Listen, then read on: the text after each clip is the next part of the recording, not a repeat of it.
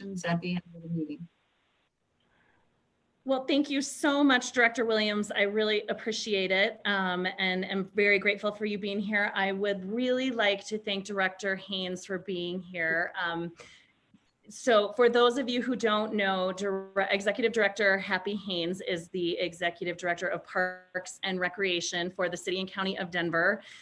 She has been just a fixture in the City and County of Denver, and she is just one of our greatest assets. We're so grateful that she's joining us today to walk us through updating us on what's going on with our Parks and Rec department. And we really are appreciative of your time. Thank you so much for joining us, and I will stop talking and let you take it away.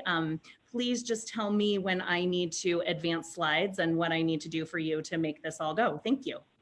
Okay, great. Thank you so much, Councilwoman. And to all of the other council members and to everyone from Central, East Central, and Southeast Denver who knew that we'd be connecting this way just a few months ago. But please bear with me. I am joining you partly by video and partly by phone because I am sitting in my office and we have notoriously bad Zoom connections here. And so in case I should lose you on the screen, I will still be with you by phone.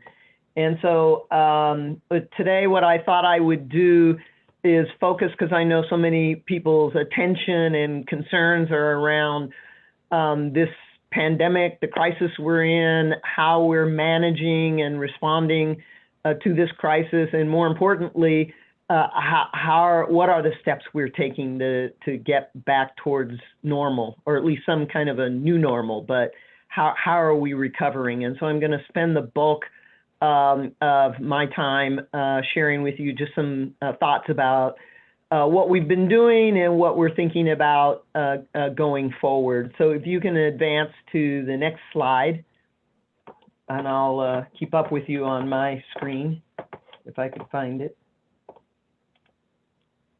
Come on. So the COVID response for our agency is in a number of phases, and you will see from this slide presentation that we've made some adjustments just since we started. So the three phases really correspond to all of the information that we've known from our public health agencies, with guidance from them, with guidance from the CDC, and the information that we've been sharing with our colleagues around the metro area and our colleagues around the country through the National Recreation and Parks Association. So we've been staying very closely connected, sharing best practices, sharing concerns and common issues, and helping one another cope and really take steps to help our public.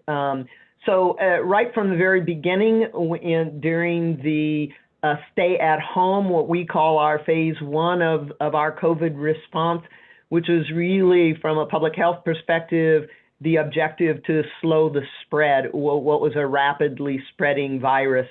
And that resulted in a number of closures, all of us being sent home. And I mean that both in terms of our employees in the city, but also residents throughout the city being asked to stay at home. So we started off with closures of our recreation centers, our playgrounds, our pools, all of our athletic fields and outdoor facilities. We canceled classes and event permits as well. So it was a pretty drastic and comprehensive shutdown, if you will.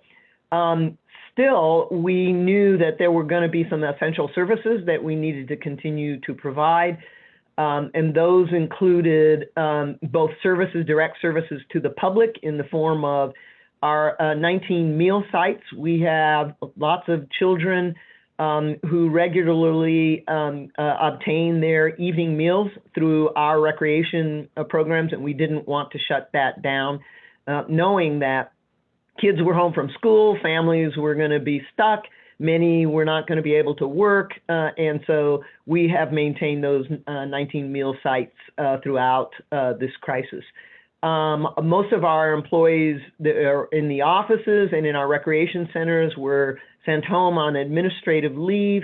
Some of them are working from home, and I give kudos to our safety team for literally in 2 days setting up everyone to work from home and setting protocols in place for workplace safety for those essential employees who continued, and those primarily were our parks department, maintenance shops and facilities, people who manage and care for our facilities.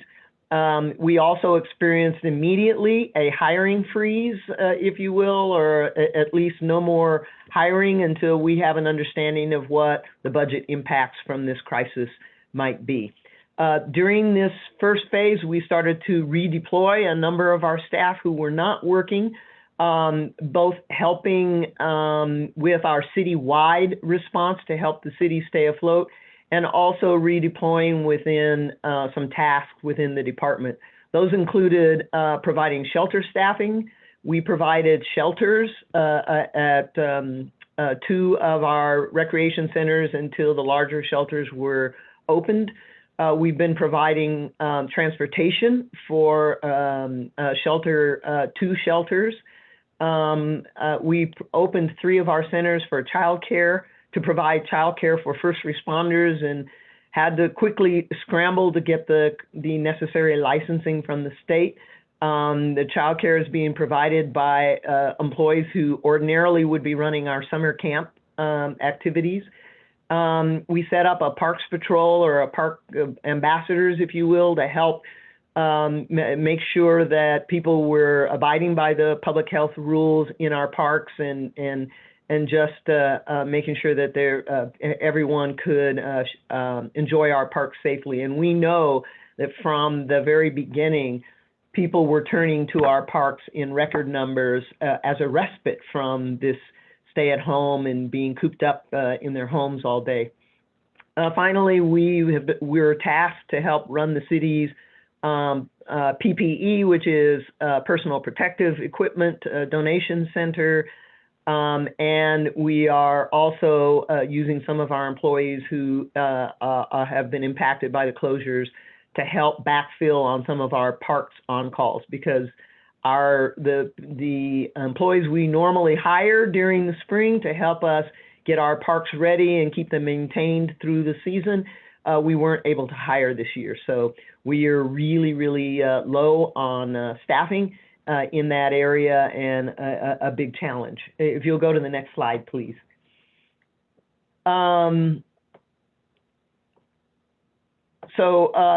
Another part of phase 1, we wanted to try to provide as many opportunities for people to enjoy our facilities as possible. So not immediately, but eventually we were able to open our golf courses with some restrictions.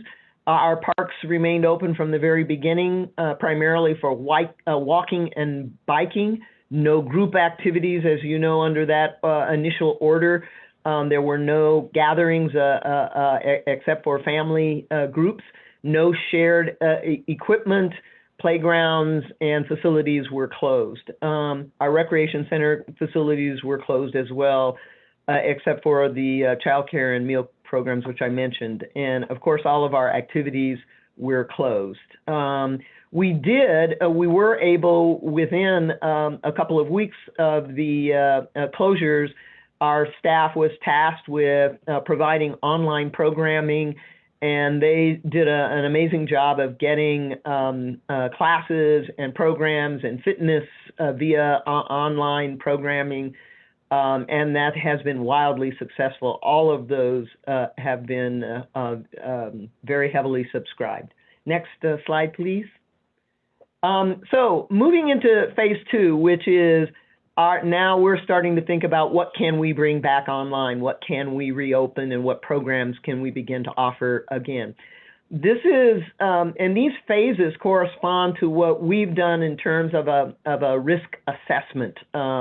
what activities and how risky are they based on their distancing around issues of exposure, the intensity of exposure, and a number of other factors that are shared through the CDC and with health agencies across the country. So the first phase was the low risk activities that we got moving right away. This is our medium risk category, and you'll see from this phase 2 has several iterations of really a phased opening and reopening of facilities. We started off with golf with some precautions, one person per cart except for family members. We just recently were able to open our campground up in the mountain parks and start to provide programs, our boating and paddle boarding programs at our lakes, primarily in the mountain parks, but throughout the city. We were able to just recently, in the past couple of weeks, restart our volunteer program. All of those volunteer projects had been put on hold, and begin and also allow residents of the same household to share equipment. And some of you who may have encountered or heard from people from our parks ambassadors in the parks, we were encouraging people not to toss footballs and frisbee, and that was because shared equipment was one of the high risk, or at least a medium risk activity in terms of the potential for spreading the virus, and which we were trying to control. So if you'll move to the next slide. So phase 2B, and you'll see that we've got rough timeframes. That last one we started in May and has continued through this month. Starting this month and extending into July, we are working on reopening these next set of activities and facilities. Last week, we just announced the reopening and replaced all of the nets and backboards to our basketball courts and our tennis courts. We allowed with some restrictions. So those particularly only up to 10 people on our basketball courts, and tennis courts, of course, with a 10-person limit as well. We lifted our shared equipment restrictions so people can get back out in our big lawn spaces and throw footballs and frisbees and some of the other activities that people have missed, and beginning again with some small picnics and gatherings of that type. We expect any day now to reopen the Buffalo Bill Museum up in our mountain parks. Next slide. So phase 2C, this is still part of our medium risk activities, and we were very carefully spending time on each of these decisions, making sure that we did them right, following the governor's orders, but filling in lots of details, because the governor's orders give just very broad guidelines, and our city health department has helped us in each of these with the details on what the conditions are for reopening these facilities so that they are safe. So we are working on, and I know we've had lots of questions in this next phase, probably starting early in July through August. We will be working on reopening our dog parks with some restrictions, including physical distancing and other requirements. We're very glad, given this summer and with our kids out of school, to be able to do some summer camps. We will only be able to do a small percentage of what we ordinarily do during the summer, but we do intend to have about 25 to 30% of our summer camp programs starting in the early July. We will start with some phasing in some outdoor recreation activities, potentially outdoor classes and programs. Sports leagues can begin primarily with skills and drills activities, not full-blown league or tournament activities. They will be restricted to their activities with up to 10 people. We are looking at big questions. We know we've heard from people about pools. We may open some pools later in the summer. There will probably be a very small number and with some pretty significant restrictions. Pools are actually not a medium risk. Pools are in the highest risk category for lots of different reasons. But we're make an effort to find some safe ways to at least open pools for some restricted activities. Finally, we may look at some limited indoor activities, but again, indoor recreation, indoor facilities in general tend to be very high risk. And we're worried about indoor activities, and then because of the restrictions, really not being able to provide those with equitable access across the system, and that's very important to us.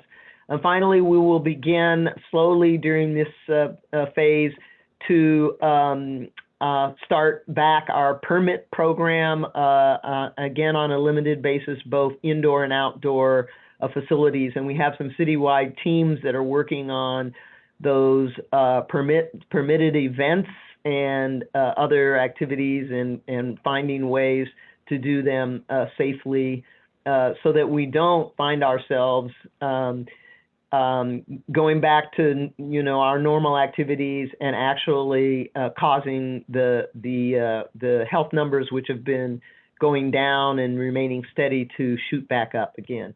Next slide. Finally, phase 3, our highest risk category, and these will be the last to open. I didn't put the time frame in here, but I think it's safe to say that this is probably very late summer, and I think this is probably September through the end of the year process for complete openings on these. This would be opening our golf course restaurants for on-premise consumption. And there's a possibility that we can do that sooner, as some of the other restaurants in town have been able to do. So if we can get any of these open sooner and do them safely, we will work on those. All of our outdoor recreation facilities will be open for full play, including leagues and full competition. We'll start to work on opening our indoor recreation centers and pools and reinstituting some of the programs and activities without the capacity and number restrictions and distancing and all of those things, we hope. I didn't say earlier, but hope it goes without saying, all of these things are dependent on the guidance that we receive from our local health department and from the state health department on what is safe. And finally, we look towards this fall for returning many of our employees who are working from home back into the web and to the Denver Post building. Although I will say, and you see at the top of this slide, I put a new normal. So I firmly believe that we're not going to get back to the same place we were before. There are going to be many changes just in the way we start to do our new business protocols and how we operate, with being more mindful about safety and sanitary conditions and so on. And so I think that's the last slide related to our COVID response.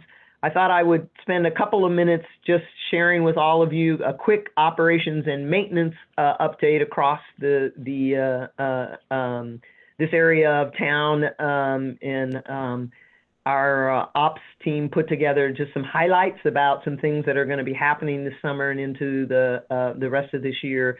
So we continue to work on water conservation and installing upgrading our irrigation system so that we can save water while maintaining our parks.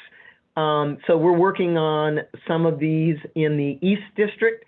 We're using drone technology now to help us with managing the efficiency and mapping where our needs are in terms of irrigation. Our crews are working on a few median renovations, although I have to say, honestly, in a limited budget scenario going forward, we may see some changes there.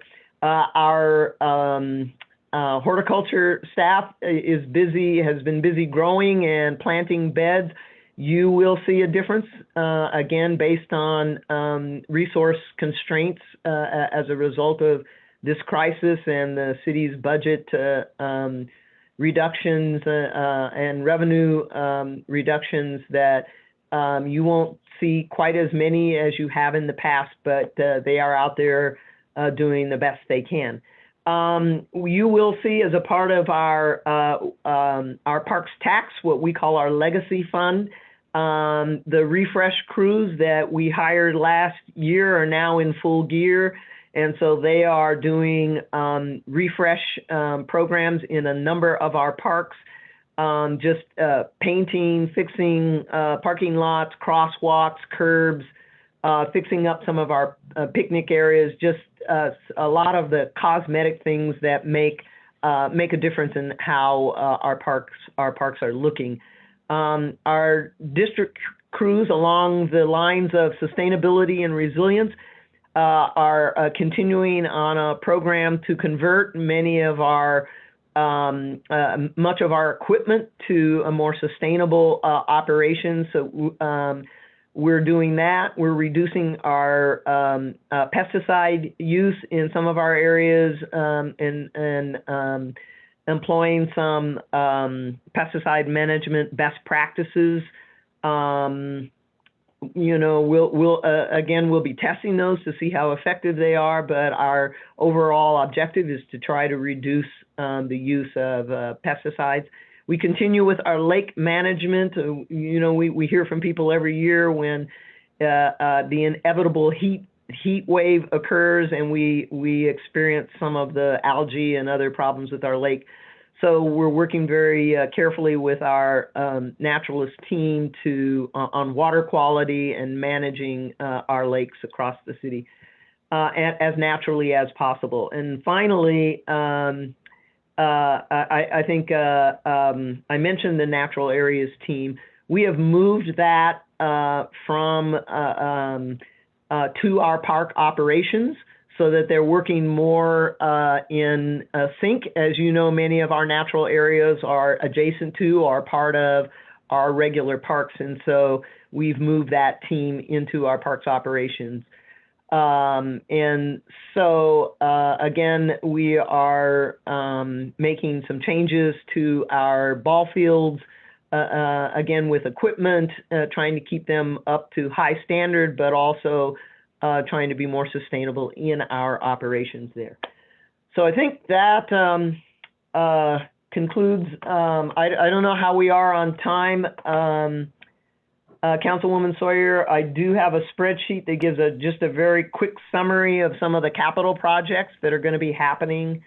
And I won't go through them one by one, but I can if I can make my technology work, I can share my screen and let people just take a quick glance at the project.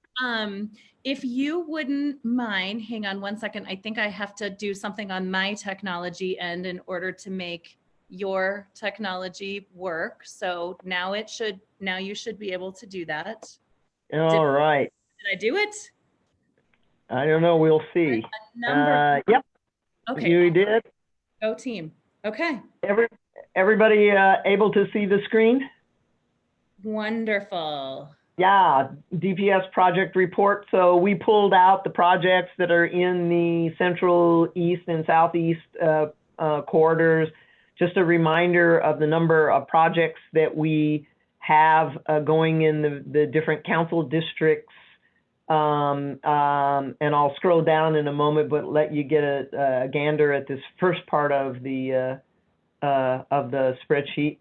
So, you know, just again, as the council members, as you as council members know, the extraordinary revenue and budget challenges that we're facing, we still have, we're still moving forward with projects that we have in place. We may need to make adjustments as we go through the year. We may need with some projects to break them into phases in order to meet our current budget issues. But these are the ones that we believe still intend to move forward with and to complete this year. Let me move down to the last part of the list. The perfect part? I think we're getting into districts 7 and 10, and I am not going to get into whose district is better. I know better than to get sucked into that. That's probably smart. Debate. As you can see, there's a lot going on across the area. Some of the not so sexy but necessary things like HVAC but you know, and some very big items. As you see, we're in the midst of the Congress Park pool replacement and had a wonderful town hall meeting just a few weeks ago in this wonderful new virtual world. And you see the Congress tennis court as well. I will say something about the capital projects and our new approach as we move forward. Similar to what our colleagues in Dottie are doing, we call it a one build approach. And so as much as possible, when we're in a park or in a part of town and we've got one project going, we're trying to link them or sync them with other capital projects at the same time, so that it's a more comprehensive approach to getting in there and getting everything done as much as possible. Not always possible, but we think it makes sense in a particular park. If we're doing sidewalks in one project and, you know, a playground in another and some natural areas work in another, that we package those together as a single project and get in there and get it done as an overall effort. So you'll see that happening more and more as we move forward. So I'll stop there and see if there are any questions. This is fantastic. Thank you so much for sharing all of this information. We really appreciate it. And we do have a bunch of questions.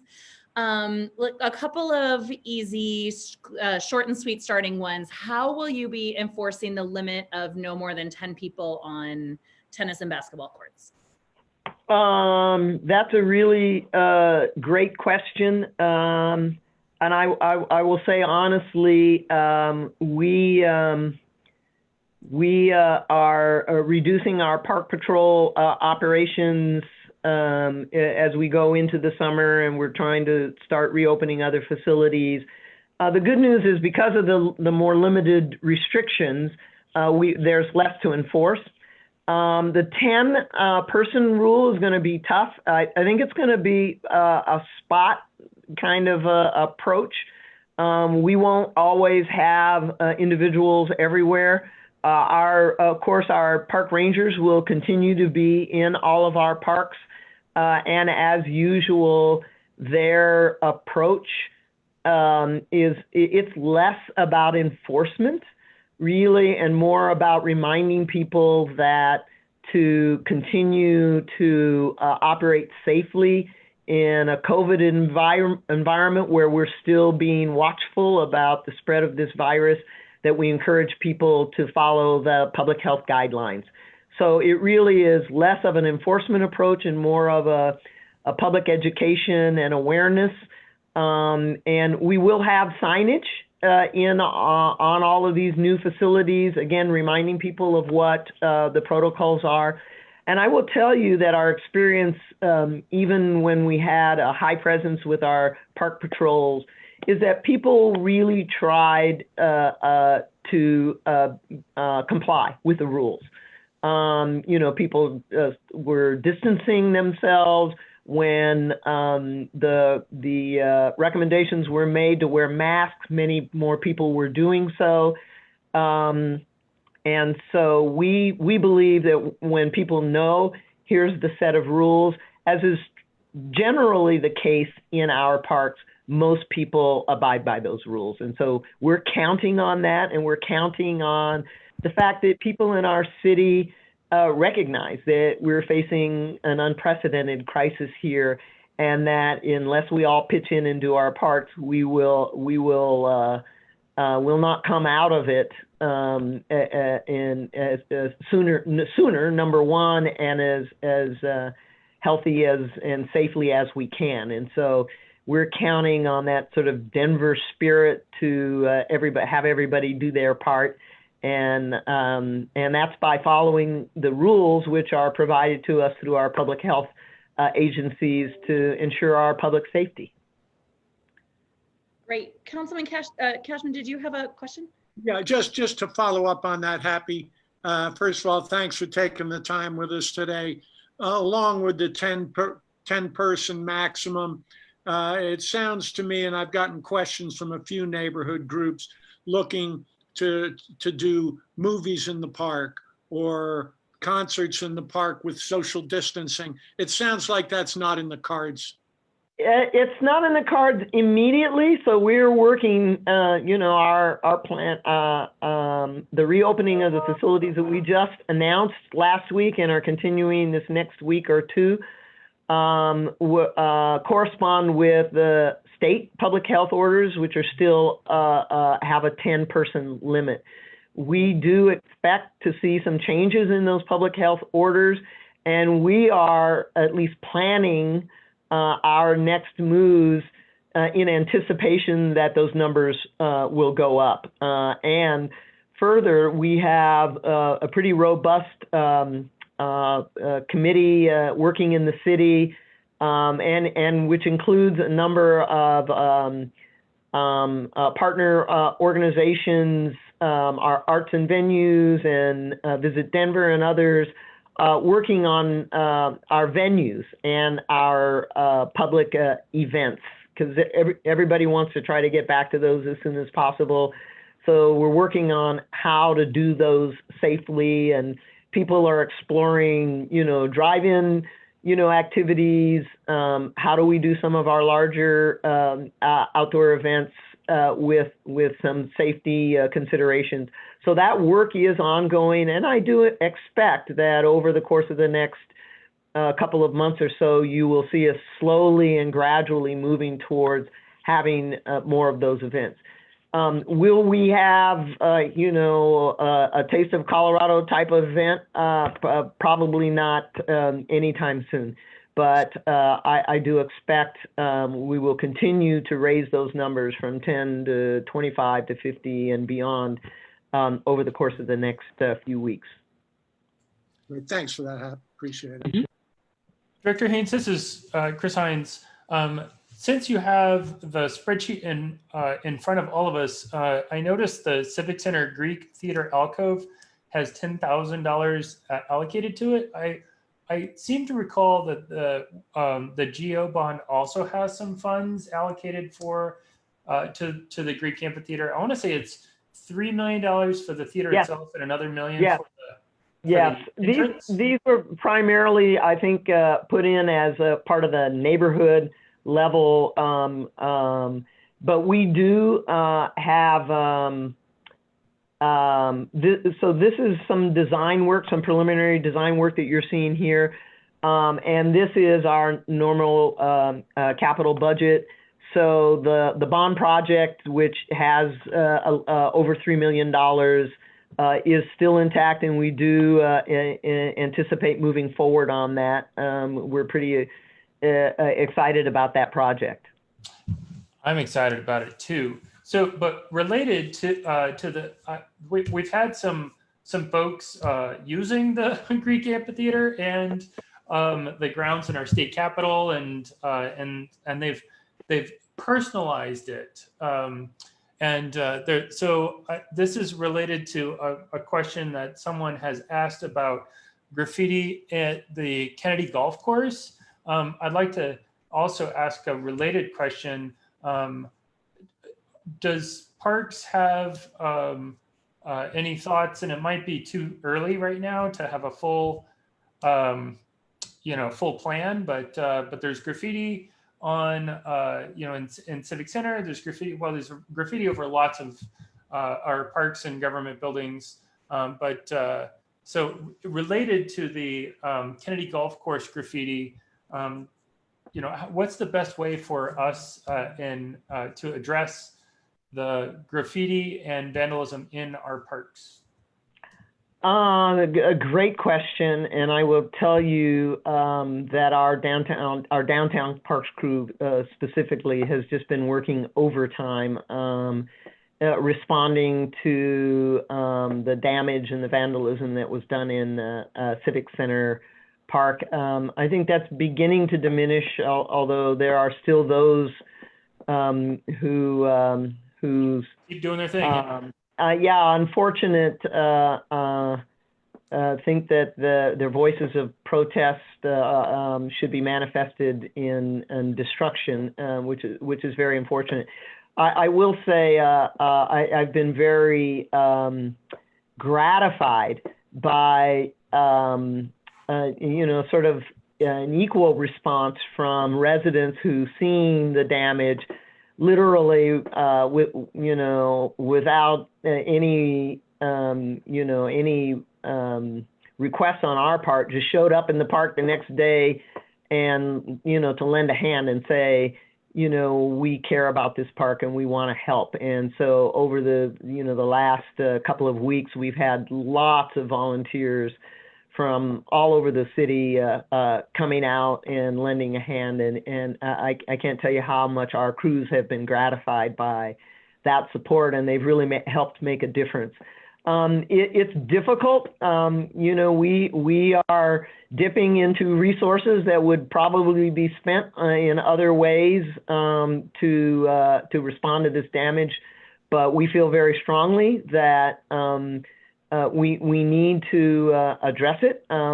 We have had to call our specialists, not all of the damage, because this is a historic site and very sensitive in many ways. And so our restoration activities, we've had to rely on some of our historic restoration contractors to do some of the work. So it may be the reason why you haven't seen all of it removed yet, because it will take some time and very delicate work to ensure that we don't do further damage to the facilities by trying to get the graffiti off. So I implore everyone to convince those who I think so legitimately are raising their voices in protest and outrage of what has happened in our country, to find other ways, more constructive ways to express that and not damage our public assets. And so I think that's one thing, is just stand up for what our parks are places that really create equity for our cities, that they're there for everyone. And so I call on people to respect those places, and Civic Center especially. I mean, this is our park that is traditionally the park to raise our voices, and this is where we come as a community to express ourselves and to protest and to celebrate and to mourn and to do all of the things that civic engagement and civic voice provides. And we want to protect that space so that we can continue over the years to use it that way, I think in a respectful way. So we hope that we're not going to use all of our financial resources, however, responding to these issues, but we will do what it takes.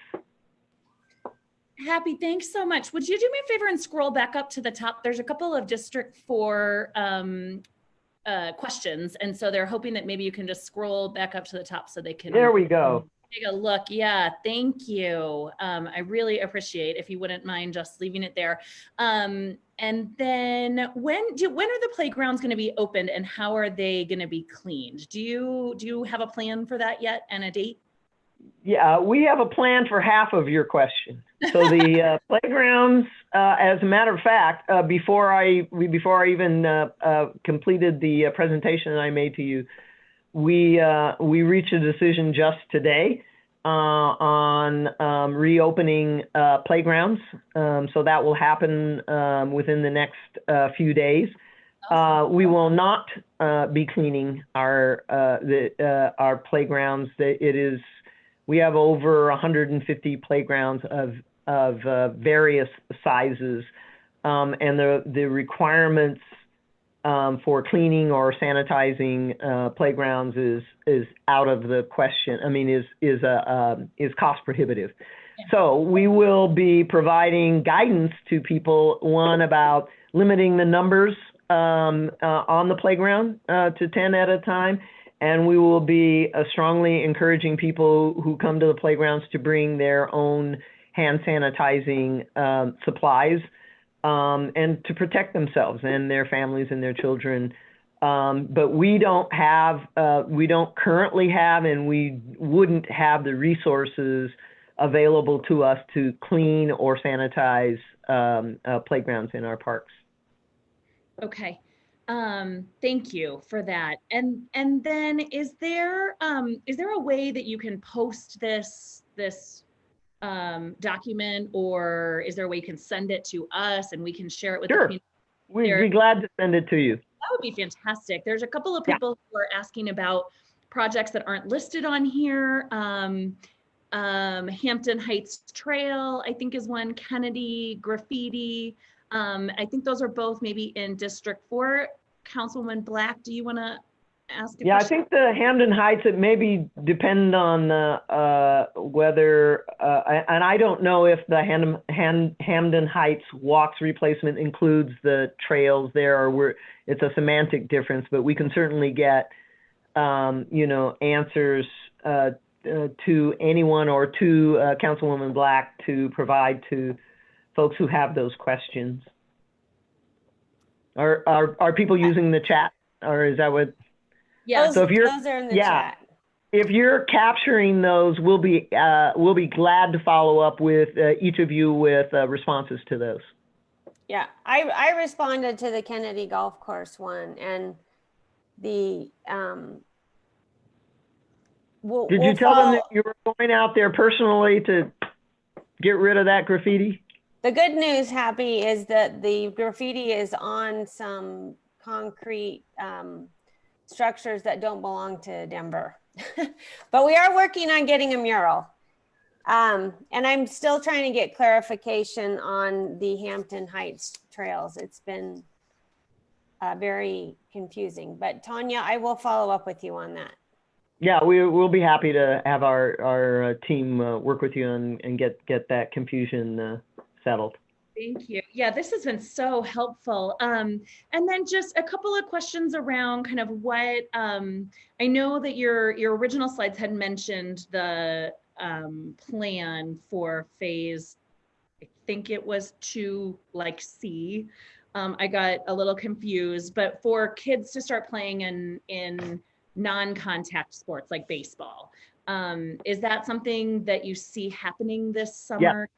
Yes, so the restrictions that we've lifted on our fields also include what we call skills and drills, because what the governor's orders enable some outdoor field play, but the limits that they have provided, so that's up to 25 individuals, those limits virtually mean that you can do things like some practice, some skills and drills, but it wouldn't enable most of our teams or organized sports to host games and do that kind of thing, because by the time you put team members and coaches and on the field, you've reached your limit. And so what we typically call this early phase of organized sports the skills and drills, which is you get out there on the field, you practice, you hit balls, you're not into a full competition mode. So that last phase that the slides indicate are when we anticipate more full tournament, league play, that kind of thing, where when you're starting to count spectators and officials and those kinds of things, and two teams instead of just one, that you would and so we will be following the state health department orders on that, and again, first step, skills and drills, and then next full tournament and full league play. Well, listen, thank you so much for your time and your willingness to come on and answer our questions and share this information with the community. We're so grateful for your expertise and your leadership during this time. Thank you for all that you do for our city and for our community. I think that's it for the questions. Does anyone else have any other questions that you want to ask or to join in on anything? Otherwise, I think it's time to wrap up. Yes, well, thank you all for asking me to join you. I want to give a shout out to my amazing Parks and Recreation team that have done things they would never have imagined, and without question, and with really with an eye toward continuing to serve our community as best we can. And never was the phrase that my mother used often with me, "Go outside and play," more important than it has been during this crisis. Agreed.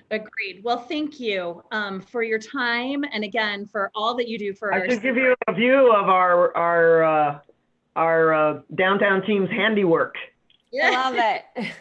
I am going to just Awesome. put up the contact information for all of our elected officials, and Director Haynes, your contact information for Parks and Rec is on there as well. So Perfect. if anyone has other questions or follow-up questions, they know how to get a hold of us and they can contact any of us. Thank you all for joining us. Thanks to the community for your participation and for joining us. We will be back, I believe, on the 28th. And so I look forward to being with all of you then. And until then, stay healthy and safe, and thanks for your time, and everyone take care. Thanks. Bye-bye. Thank you. Thanks so much. Take care. Bye-bye.